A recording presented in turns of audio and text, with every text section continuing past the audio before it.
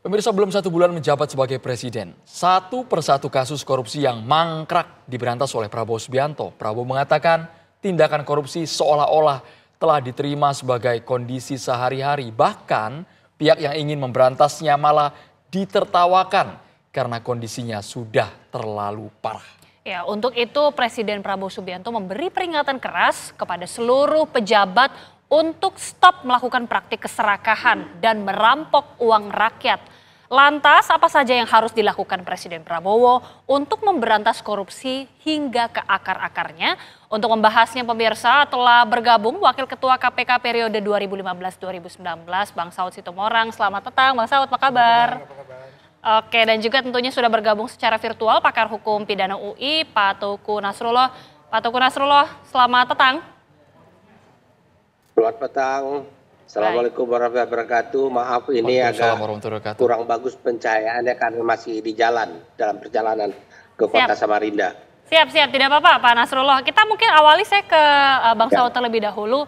Kita melihat ya sejauh ini dari Kejaksaan Agung ini yang justru terlihat bergerak cepat Bang Saud. Ini bagaimana melihat lembaga-lembaga lainnya seperti kepolisian dan juga KPK tentunya? Iya, saya bergerak dari intelijen dulu ya, karena kan 30 tahun di sana. Jadi kalau presiden itu batuk aja, seluruh rakyat, apalagi penyelenggara negara udah paham kenapa dia batuk. Gitu.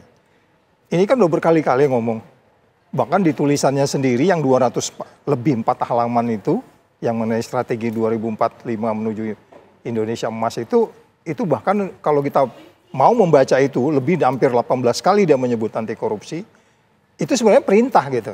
Nah sekarang dari 3 penegak hukum yang bisa menafsirkan perintah Pak Prabowo ini siapa? Oke, kita katakan beberapa case belakangan itu mungkin penyelidikannya mulai yang lalu. Tapi kan kita juga paham penyelidikan bertahun-tahun pun selalu tidak jalan kalau tidak ada yang menginspirasi. Nah oleh sebab itu inspirasinya udah jelas, statementnya udah jelas, hampir di setiap tempat menyatakan ada kerugian. Bahkan kalau di paper yang 200 halaman itu ada angka 80% penyimpangan dan seterusnya. Dia detail-detail itu paham. Jadi kita menghargai presiden ini paham detail-detail itu. Jadi sekali lagi tinggal bagaimana kita, masyarakat juga gitu. Jadi saya malah agak masuk ke lebih detail. Umpamanya kalau besok umur 17 tahun, anak saya mau bikin SIM. Begitu mulai diminta uang harus boleh ngomong, Pak Presiden nggak bilang boleh loh. Iya kan, karena kan anak-anak kita mulai orang Indonesia ini memulai songgokan pertama kan waktu ngurus SIM. Iya dong, ya kan, jadi makanya maksud saya kita harus masuk ke detail-detail itu. Dan perintah ini cukup jelas dan semua kita harus menafsirkan bahwa ada satu kerja berat yang akan kita capai untuk menuju Indonesia Emas 2045, which is dipahami betul, bahkan di paper itu Prabowo menulis sendiri, banyak negara bahkan bubar karena tidak bisa mengatasi korupsi. Itu tulisan Prabowo loh. Jadi itu saya katakan ini kita harus apresiasi. Kira-kira gitu. Persoalan yang sangat fatal. Tapi Pak Teuku Nasrullah, kenapa baru di era sekarang dieksekusi secara massal? Ini baru belum genap 1 bulan, mungkin sudah ada puluhan kasus korupsi yang terungkap. Ya, saya pertama begini ya. Saya hampir sependapat dengan Pak Saud, namun referensinya berbeda. Pak Saud membaca dari buku beliau, tulisan beliau. Kebetulan saya mendengar langsung dari beliau di Kartanegara pada tahun 2019 ketika saat itu kami mendampingi beliau di MK. Baik sebelum putusan MK maupun setelah putusan MK. Beliau gregetan sekali dengan korupsi di Indonesia. Yang beliau sebut ada 2 persoalan yang paling dahsyat di Indonesia itu yang sudah menjalar dari hulu ke hilir. Satu korupsi, satu lagi adalah distribusi perdagangan yang dikuasai oleh kelompok tertentu dari hulu ke hilir yang ini harus dipotong, kata beliau. Nah, jadi kemudian ada lagi hal yang lain beliau yang sangat saat itu membuat saya terharu adalah ketika beliau mengatakan saya tidak ingin lagi ke depan sebenarnya mendengar orang-orang tetangga kita itu mengindon-indonkan Indonesia. Oleh karena itu pertahanan harus kuat. Nah dari sisi itu saya yakin seyakin-yakinnya sehingga pada saat saya sedang sakit pun saya rela begadang untuk membela beliau di MK. Tapi persoalan MK kita tahu sendirilah bagaimana saat itu melawan kekuasaan hampir tidak mungkin. Nah, satu. Yang kedua, Cuman saya agak sedikit kaget di susunan kabinet sekarang. Di ring satu beliau itu adalah orang-orang yang selama ini kita tahu bermasalah. Muncul namanya, bahkan orang-orang menganggap kok jadi sandera politik. Kalau tidak bergabung dengan bla bla bla, maka dia akan jadi kasusnya. Nah, Anda bisa lihat siapa orangnya, tapi saya tidak boleh menyebut namanya ya, karena saya tidak bisa membuktikan. Tapi orang itu 2014 awal atau 2024 awal atau 2023 akhir mencuat namanya yang hampir setiap hari, bahkan pernah diperiksa oleh Kejagung, jadi menteri lagi. Bang Nasrullah, satu sisi. sorry Bang, kita tarik dengan nama-nama yang terbaru sekarang. Ada Zarov Rikar, kemudian yang terbaru ada Dirjen Perkereta Apian. Kemarin juga ada nama Tom Lembong, mantan Mendak yang juga tersangkut. Mantan pejabat Mahkamah Agung. Kalau Zarov Rikar itu lain namanya, itu saat itu kan sudah terjadi inceran khusus oleh Kejaksaan Agung karena terkait antara lain dengan kasus yang ditangani oleh Kejagung yang putusannya bebas ya. Tapi kalau yang sekarang Tom Lembong, ini yang menjadi heran saya adalah kasus Tom Lembong. Justru agak heran saya, walaupun kita dukung penegakan hukum pemberantasan korupsi tanpa pandang bulu, cuman dalam kasus Tom Lembong ini menurut hemat saya, untuk peraturan yang sama, keadaan yang sama, dan perlakuan yang sama oleh para menteri terhadap sebuah kebijakan, maka penegakan hukumnya tidak boleh beda-beda. Kalau Tom Lembong ini bermasalah, maka harus dipermasalahkan juga penerus Tom Lembong atau sebelum Tom Lembong. Tentunya dengan syarat, hukumnya sama, aturannya sama, kondisi yang ada sama. Nah, sehingga kita tidak boleh terjebak. Pak Prabowo harus menjaga diri. Jangan sampai terjebak seperti kritik kita selama ini, Pak Saud Sitomorang, semua mengkritisi. Orang ada yang mengatakan hukum itu tajam ke bawah, tumpul ke atas. Kalau saya mengatakan tajam ke kiri, tumpul ke kanan. Nah, jangan sampai, justru gini, kalau kita lihat akhir 2023 atau awal 2024, pertengahan 2024, nama Tom Lembong itu tidak pernah muncul ke permukaan dalam kasus impor gula dan lain. Nama lain justru yang muncul. Langsung Tetapi kan karena orang mempersepsikan seperti itu dan menghubungkan. Tapi satu hal, saya percaya penuh Pak Prabowo punya niat. Hanya saja dia belum maksimum kekuasaan di tangan dia. Niatnya itu baik. Saya berkali-kali duduk ngobrol sama beliau, saya mendengar narasi-narasi beliau dari sisi narasi, dari sisi pikiran, dari sisi semangat yang beliau tampilkan. Saya pikir orang ini harus memimpin Indonesia suatu saat. Ini orang yang kita harapkan dan bisa berdiri tegak di dunia internasional. Tapi apakah beliau sekarang dalam keadaan tersandera juga, itu yang agak-agak saya heran dengan penyusunan kabinet sekarang. Saya langsung ke Bang Saud. Ini kita sudah lihat ya Bang Saud, semangat pemberantasan korupsinya ini baru sebulan tapi sudah luar biasa sekali. Tapi kalau mungkin ada kritik juga nih dari Pak Nasrullah bahwa jangan sampai tajam ke kanan tapi tumpul ke kiri. Bang Saud melihatnya bagaimana? Iya, jadi memang ada banyak yang harus diselesaikan oleh di periode ini ya. Kita hari ini kan bicara pasal 2, pasal 3. Pasal 2, pasal 3 itu problematik betul. Itu termasuk pasal yang bikin saya paling sebel kalau di KPK itu. Ada kerugian tetapi kickback yang nggak ada, itu masih perdebatan. Oleh sebab itu yang diminta oleh beberapa kali saya katakan di review Indonesia, karena indeks persepsi korupsi kita 34, kita harus menjelaskan ya kerugian negara itu apa sebenarnya. Itu bisa berdebat tentang ada tidaknya kickback, mens rea dan seterusnya. Dan tadi sudah disampaikan oleh Pak Nasrullah, masih ada kasus lain yang sama. Saya mengatakan kalau dalam pikiran saya jangan-jangan lebih ribuan kasus yang sebenarnya ada potensi kerugian negara, tapi kita tidak bisa selesaikan karena persoalan tadi itu. Niat jahat, perhitungan kerugian negaranya, baru kemudian mens rea-nya. Pasal 2 itu adalah mengenai penyelewengan. kalaupun di situ ada debat juga yang namanya business judgment rule, ya Tom Lembong business judgment rule-nya, kita kekurangan gula nih, sebenarnya nggak nunggu rapat juga bisa gitu loh.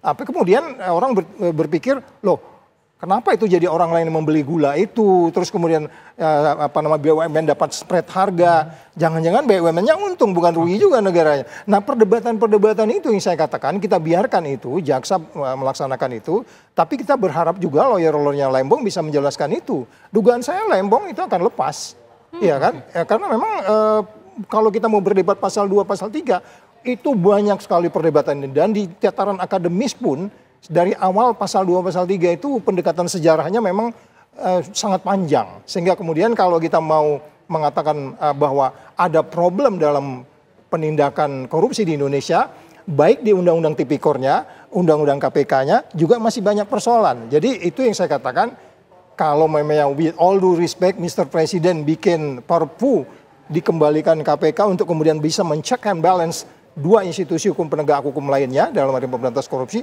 akan lebih baik. Nah itu sebabnya masih ada waktu untuk kemudian kita untuk melihat, pernah saya dengar menteri dikasih waktu 60 hari untuk berkinerja sebelum mereka diganti oleh presiden. Nah isu-isu ini sudah warning, saya tahu sekian, bahkan beliau juga punya bikin statement bahwa sekian persen markup itu cukup ada di kementerian, dia paham itu. Sehingga ini kemudian kan warning pada kita, stop korupsi hari ini juga. Sehingga kemudian kita bisa memperbaiki hal-hal lain yang menyangkut undang-undang tipikor kita, terus kemudian KPK sendiri, dan posisi Polri, posisi kejaksaan, dan seterusnya. Itu sebenarnya kita yakin bahwa pedang pemberantasan korupsinya udah dipegang oleh presiden. Dan ini lebih gampang. Tapi Bang Saud dengan menafsirkan kalimat peringatan keras ini, apakah nantinya akan ada langkah konkret? Kejagungnya yang dikuatkan, KPK-nya, polisinya, atau memang ada pasukan khusus Satgas yang disiapkan untuk memberantas korupsi? Sesaat lagi Bang Saud. Kita harus jeda hanya di Kabar Petang pemirsa. Oke, sebelum kita ke Bang Saud yang bisa menjawab pertanyaan menggantung tadi, saya kembali ke Bang Nasrullah. Bang Nasrullah, sudah kita lihat ya bagaimana langkah penegak hukum semangat memberantas korupsi ini terlihat sekali. Tapi kembali lagi, kalau misalnya ingin memberantas sesuai dengan kata Pak Prabowo, langsung memberantas bahkan sampai kakapnya, ini apa yang harus lebih dahulu dilakukan? Ya, yang paling penting adalah kontinuitas dari semangat pemberantasan korupsi. Bukan main gebrakan-gebrakan di dalam 100 hari. Kalau itu ansih, meledak pertama ujungnya korupsi lagi. Kontinuitas semangatnya itu yang harus dibangun, sistemnya harus dibangun. Pembersihan aparat penegak hukumnya harus ada, indeks biaya penanganan perkara harus diperbaiki. Contoh yang paling sederhana adalah KPK memberantas kasus korupsi, indeks biaya penanganan perkara cukup, kemudian gajinya bagus. Bagus KPK, padahal di KPK sebenarnya orang-orangnya orang dari kepolisian dan kejaksaan juga, akhirnya mereka berintegritas. Untuk biaya penanganan perkara cukup, nggak perlu lari sana sini. Coba misalnya kepada aparat penegak hukum, kepolisian, kejaksaan, khusus yang unit pemberantasan korupsi. Kita sekali lagi mengatakan khusus unit pemberantasan korupsi, jadikan pasukan elit, ya. Kemudian berikan penggajian yang cukup kepada mereka. Kemudian indeks biaya penanganan perkara cukup, samakan dengan KPK. Kewenangan yang disamakan, jangan dianaktirikan. Kalau KPK seperti anak emas, polisi jaksa anak tiri, akhirnya nanti akan terjadi korupsi oleh aparat penegak hukum sendiri. Yang ujung-ujungnya aparat penegak hukum itu sangat luar biasa gagah berani memberantas korupsi kepada orang lain. Tapi pada saat bersamaan ketika sedang memberantas korupsi, mereka juga melakukan perbuatan korup gila-gilaan. Ini omongan saya ini bukan omongan penghujatan, tapi omongan yang didasarkan kepada semangat untuk mengatasi masalah tadi. Dan boleh tanya sama semua rekan-rekan yang bergerak di bidang praktisi, benar nggak omongan saya? Nah, salah satu cara benahi sistem penggajian, sistem indeks biaya penanganan perkara. Kalau Anda gaji polisi, Anda gaji jaksa yang menangani kasus korupsi seperti sekarang, tapi Anda hanya pecut, ayo semangat berantas korupsi, nggak akan berhasil. nggak akan berhasil. Karena apa? Ujung-ujungnya begini. Dan nanti akhirnya pemberantasan korupsi itu jadi jualan politik. Setiap presiden ngomong berantas korupsi.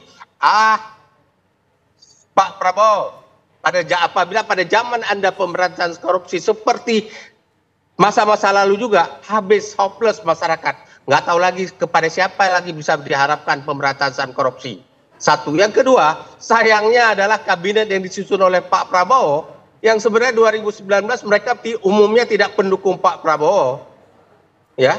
Nah, kemudian duduk di dalam kabinet kemarin yang umumnya adalah orang-orang yang kita dengar di publik bermasalah secara yang berkaitan dengan korupsi. Sekarang dia tetap menjadi pimpinan. Oleh karena itu, yang harus diawasi oleh Pak Prabowo siapa?